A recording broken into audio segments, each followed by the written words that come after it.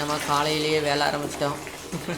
வேலை ஆரம்பிச்சிட்டோமா. நல்ல தண்ணி வர அன்னைக்கு ரொம்ப வேலைங்க எங்களுக்கு. ஆமாம், இது 2 மட்டும் தான் நாங்கள் யூஸ் பண்ணுறதுக்கு வச்சுருந்தோம். இது ஆர்ஓலாம் வைக்கல. இது நல்லா இருக்குது தண்ணின்றதுனால நாங்கள் வந்து இதை மட்டும் ட்ரம்மில் வந்து குடிக்கிறதுக்கு பிடிச்சி வச்சுக்கோ. 15 நாளைக்கு ஒரு முறை வரதுனால இப்போ வந்து இந்த ட்ரம் வந்து புதுசாக வாங்கிட்டு வந்தோம். நம்ம பேர குழந்தை வந்ததுக்குள்ளே அவனுக்கு வந்து நல்ல தண்ணியே குளிக்க வைக்கலாம். ஏன்னா ரொம்ப உப்பாக இருக்குது உப்பு தண்ணி வந்து. அதனால் இந்த தண்ணியிலே குளிக்க வச்சுக்கலாம் அப்படின்னாலும் ஒரு ட்ரம் வந்து எக்ஸ்ட்ரா வாங்கி வச்சுக்கிட்டோம். எங்களுக்கு குடிக்கிறதுக்கு சமைக்கிறதுக்கெலாம் இந்த 2 ட்ரம்மு சரியாக போகுது. அவனுக்கு வந்து குளிக்க வைக்கிறதுக்கு இந்த ஒரு ட்ரம்மு 15 நாளைக்கு. ஆமாம். அதனால் வந்து இது புதுசாக வாங்கி வச்சுட்டான். அந்த தண்ணி வர அன்னைக்கு எல்லாம் கழுவி சுத்தம் பண்ணி ரெடியாக வச்சுக்கணும். காலையில் 7 மணிக்கே வந்துச்சு இன்றைக்கி. அதனால் எல்லாம் ரெடி பண்ணி வச்சுட்டு தண்ணி பிடிச்சிடலாம். அதுவும் இல்லாமல் இந்த ஐடியா எதுக்கு தெரியுமா? நான் அப்பா பற்றி சொல்லி ஆகணும்டா. அப்பா பற்றி கூட சொல்லலாம்ல. அப்பா வந்து கருப்பாக பிறந்துட்டாரோம். எங்கள் மாமனார் இருந்துக்கிட்டு ரயில்வே ஸ்டேஷன் அரக்கோணத்தில் அங்கேருந்து ஒரு 1/2 கிலோமீட்டர் இருக்கும். அங்கே போயிட்டு சைக்கிளில் போயிட்டு கட்டின்னு வருவாராம் நல்ல தண்ணி. என் பையன் வெள்ளையாக வரணும் அப்படின்னு சொல்லிட்டு. இப்போ அப்பா வந்து நீங்கள் சேனலெல்லாம் பார்த்துருப்பீங்க. என்னதான் நல்ல தண்ணி ஊற்றுனாலும் அவர் கருப்பு கலர் அப்படியே தான் இருக்கிறாரு. மாற்ற முடியாது. எங்கள் மாமியார்லாம் சொல்லுவாங்களாம், நல்ல தண்ணி எடுத்துகிட்டு வந்து உங்கள் அப்பா அவ்வளோ தூரம் எடுத்துகிட்டு வந்து ஊற்றுனார் அப்படின்னு சொல்லிட்டு. அதை வந்து இப்போ வந்து அப்பா ஃபாலோ பண்ணினார். நாங்கள் சொன்ன போதும் இதுவே கலந்து குளிக்க வைக்கலாம் அப்படின்னு. அவரில் இல்லை என் பேரனுக்கு வந்து நல்ல தண்ணி தான் ஊற்றி வைக்கணும் அப்படின்னு சொல்லிட்டு அவர் இதுதான் ட்ரம்மெல்லாம் அவர் தான் வாங்கிட்டு வந்ததே. போயிட்டு முதல்ல ஓஸ் போட்டு பிடிக்காம வந்து 2 வருஷம் கையில் தூக்கிட்டு வந்து ஊற்றுறேன். ஆமாம். ஆனால் ஓஸ் வந்திருக்கோம். நம்ம அதை இது பண்ணாமல் அந்த கேன் 2 கேன் அங்கேயே இருக்குது. குடிச்சுன்னு வந்து ஊற்றுங்க கஷ்டப்பட்டு இந்த மாதிரி பழுப்பு போடாமல் குடிச்சுன்னு வந்து எதாச்சியாக நான் உள்ளே வச்சு கனெக்ட் பண்ணி பார்க்குறேன். கனெக்ட் ஆகிடுச்சு. இப்போ கொஞ்சம் ஈஸியாக இருக்குது. அங்கேருந்து அந்த மூலையிலேருந்து உள்ளே தூக்கிணும் 2 பேர் ஊற்றுவோம் இந்த தண்ணி. இந்த தண்ணி வர அன்றைக்கி தான் கொஞ்சம் கஷ்டமாக இருக்கும். எல்லாத்தையும் கழுவி ரெடியாக வச்சுக்கணும். ஏன்னா 1.5 மணி நேரம் அவ்வளோதான் வரும் தண்ணி. கம்பி வச்சு நிற்க. ஆமாம். இது சின்ன ஐடியாலாம் ஆரம்பத்துலேருந்தே பண்ணியிருக்கணும். நானும் அப்பா மட்டுமே தண்ணி பிடிப்பேன். வந்து தண்ணி பிடிக்கிறதெல்லாம் கூப்பிட மாட்டோம். அதெல்லாம் ஐடியாவா? இப்போ இது வந்து இதுவும் இந்த கம்பியெல்லாம் எனக்கெல்லாம் பிடிக்கவே தெரியாதுங்க. எனக்கு வழிக்கு போயிடும். இது இருந்தால் மட்டும் தான் என் பையன் சமைப்பான். அது பிடிச்சி இறக்கும். ஆனால் இன்னும் கூட எனக்கு அது பிடிக்க தெரியாது. இப்போ வந்து அது யூஸ்ஃபுல்லாச்சு. தண்ணி பழுப்பு துணியை பிடிச்சி தூக்கணும்னா துணி எப்படி இருந்தாலும் நெருப்புல பட்டுருது. உனக்கு தெரியல, எனக்கு அது தெரியல. அதனால இதை வாங்கி வந்து அவனே வச்சுக்கணும். இப்போ இது வந்து சமைக்கிறதுக்கு யூஸ் ஆகுதுன்னு பார்த்தா பழுப்பு யூஸ் ஆச்சு. இப்போ நான் பிடிச்சி வச்சு நின்றுக்கிறேன். இப்போ வந்து போட்டு விட்டு போயிட்டோமா நம்ம மற்ற வேலை செய்யலாம். அப்பாவும் மேலே போயிருக்காரு. வந்துட்டு அவரும் கொஞ்சம் பார்த்துக்குவாரு. நம்ம சமையல் வேலை பார்த்துக்கலாம் போயிட்டு.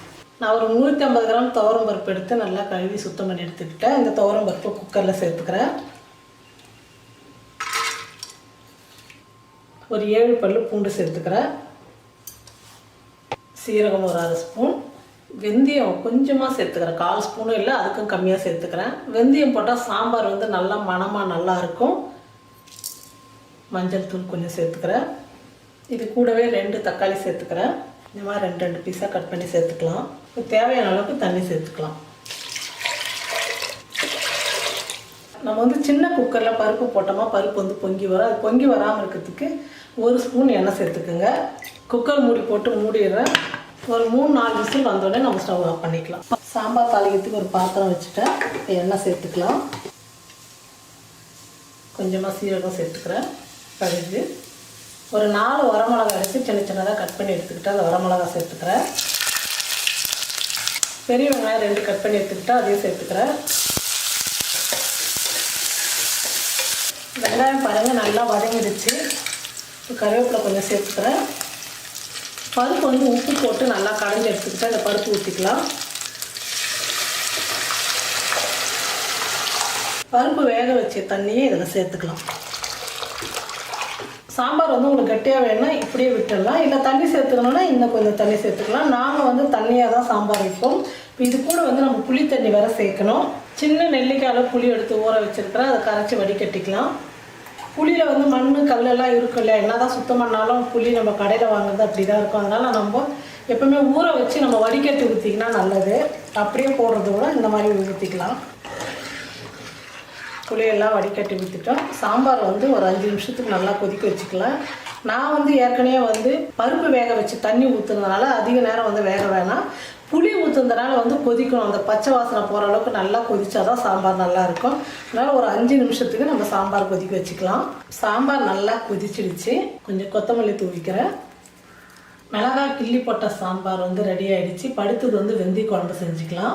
வெந்தய குழம்பு செய்யறதுக்கு ஒரு பாத்திரம் வச்சுட்டேன். பாத்திரம் நல்லா சூடேறிடுச்சு. இப்போ எண்ணெய் சேர்த்துக்கிறேன். வெந்தய குழம்புக்கெல்லாம் வந்து கொஞ்சம் எண்ணெய் அதிகமாக சேர்த்துக்குங்க, அதான் நல்லாயிருக்கும். 1/2 ஸ்பூன் சீரகம், வெந்தயம் ஒரு 1/2 ஸ்பூன் சேர்த்துக்கிறேன். கடுகு, பூண்டு ஒரு 15 பல்ல வந்து உரிச்சு எடுத்து வச்சுருக்கிறேன். வெந்தய குழம்புக்கெல்லாம் பூண்டு வந்து ரொம்ப அதிகமாக சேர்த்துக்குங்க, ரொம்ப நல்லாயிருக்கும்.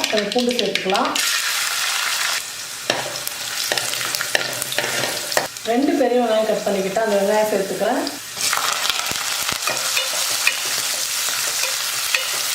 வெங்காயம் பூண்டுலாம் நல்லா வதங்கிடுச்சு. இப்போ 2 தக்காளி கட் பண்ணி எடுத்துக்கிட்டு அந்த தக்காளி சேர்த்துக்கிறேன்.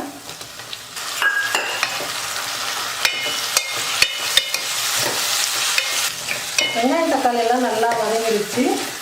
மஞ்சள் தூள் 1/4 ஸ்பூன் சேர்த்துக்கிறேன். மிளகாத்தூள் 1 ஸ்பூன், மல்லித்தூள் 1 ஸ்பூன் சேர்த்துக்கிறேன். தேவையான அளவுக்கு உப்பு சேர்த்துக்கிறேன். கரம் மசாலா கொஞ்சமாக சேர்த்துக்கிறேன். மசாலாலாம் சேர்த்ததுக்கப்புறம் 1 நிமிஷம் நல்லா வதக்கிக்கலாம். மசாலாலாம் சேர்த்து 1 நிமிஷம் நல்லா வதக்கிக்கிட்டேன். 50 கிராம் புளி எடுத்து ஊற வச்சு நல்லா கரைச்சி வடிகட்டி எடுத்துக்கிட்டேன். இப்போ அந்த புளி தண்ணி சேர்த்துக்கிறேன்.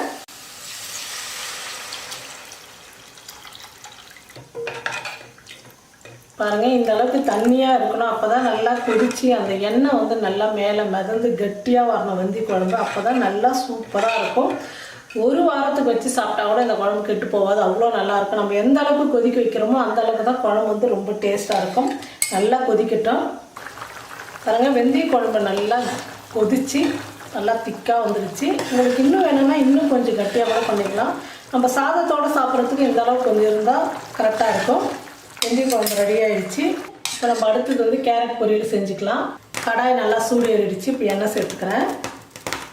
எண்ணெய் காஞ்சிடுச்சு. கடுகு, சீரகம், ஒரு 5 பல்லு பூண்டு எடுத்து தோலாக நறுக்கிக்கிட்டு அதையும் சேர்த்துக்கிறேன்.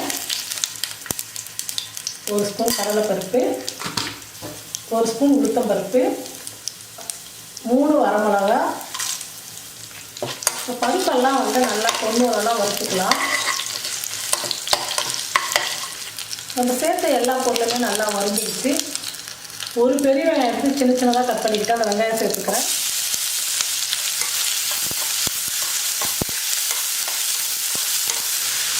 வெங்காயம் வதங்கிறதுக்காக கொஞ்சமாக உப்பு சேர்த்துக்கிறேன். மஞ்சள் தூள் கொஞ்சம், இதெல்லாம் சேர்த்து நல்லா வதக்கிக்கலாம். ஒரு 1/4 கிலோ கேரட் வாங்கிட்டு வந்தனால அதை நல்லா துருவி எடுத்துக்கிட்டேன். அந்த கேரட் சேர்த்துக்கிறேன்.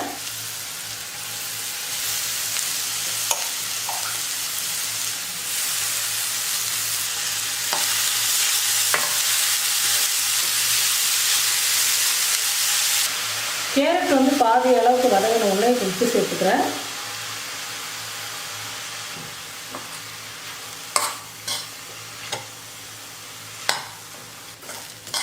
கேரட் நல்லா வெந்து பொரியல் வந்து ரெடி ஆகிடுச்சு. இப்போ கடைசியாக வந்து நம்ம தேங்காய் தூள் சேர்த்துக்கலாம். சின்னதாக ஒரு துண்டு எடுத்து தேங்காய் தூள் எடுத்துக்கிட்டு அந்த தேங்காய் தூள் சேர்த்துக்கிறேன். கொஞ்சம் கருவேப்பிலை. தேங்காய் சேர்த்ததுக்கப்புறம் கலந்து விட்டுட்டு ஸ்டவ் ஆஃப் பண்ணிடலாம். கேரட் பொரியல் ரெடி ஆகிடுச்சு. ஸ்டவ் ஆஃப் பண்ணிடுறேன். அடுத்தது தேங்காய் துவையல் செஞ்சுக்கலாம். துவையல் செய்யறதுக்கு கொஞ்சம் எண்ணெய் சேர்த்துக்கிறேன். உளுத்தம் பருப்பு ஒரு 2 ஸ்பூன், வரமிளகா ஒரு 3, பூண்டு ஒரு 3 பல்லு, சின்னதாக பூண்டு. இதெல்லாம் சேர்த்து வறுத்துக்கலாம் எண்ணெயில். பருப்பெல்லாம் நல்லா வறுந்துடுச்சு. பெருங்காயத்தூள் கொஞ்சம் சேர்த்துக்கிறேன். கருவேப்பிலை கொஞ்சம்.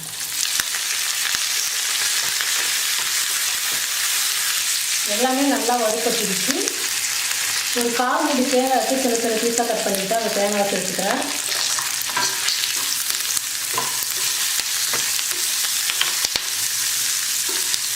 நம்ம எல்லாமே இந்த மாதிரி வறுத்து செஞ்சால் துவையல் வந்து 2-3 நாளைக்கு கூட கெட்டு போகாது. நம்ம தேங்காய் அப்படியே போட்டு அரைச்சா 1 நாளைக்கு மட்டும் தான் சாப்பிட முடியும். அதுவும் ஒரு வேளைக்கு தான் சாப்பிட முடியும் அப்படியே பச்சையாக தேங்காய் போடும்போது. அடுத்த வேலைக்கு வந்து துவையல் கெட்டு போயிடும். அதனால் எண்ணெயில் வந்து 1 நிமிஷத்துக்கு நம்ம நல்லா வதக்கிட்டு துவையல் அரைச்சிங்கன்னா 2 நாளைக்கு கூட வச்சு சாப்பிட்லாம். ரொம்ப சூப்பராக இருக்கும். புளி கொஞ்சம் சேர்த்துக்கணும். இந்த துவையலுக்கெல்லாம் வந்து புளி கொஞ்சம் சேர்த்திங்கன்னா புளிப்பாக ரொம்ப சூப்பராக இருக்கும். சாம்பார் சாதத்துக்கெல்லாம் சாப்பிட்றதுக்கு தயிர் சாதம், ரசம் சாதம், சாம்பார் சாதத்துக்கெல்லாம் எங்கள் வீட்டில் அதிகமாக வந்து இந்த துவையல் தான் செய்வேன் நான். காய் எதுவுமே இல்லையா, உடனே தேங்காய் 2 வரமிளகா, புளி, உளுத்த பருப்பு வச்சு துவையல் அரைச்சிட்டு சாம்பார் கூட சாப்பிட்டா அவ்வளோ சூப்பராக இருக்கும். நல்லா வறுப்பட்டுடுச்சு, ஸ்டவ் ஆஃப் பண்ணிடுறேன்.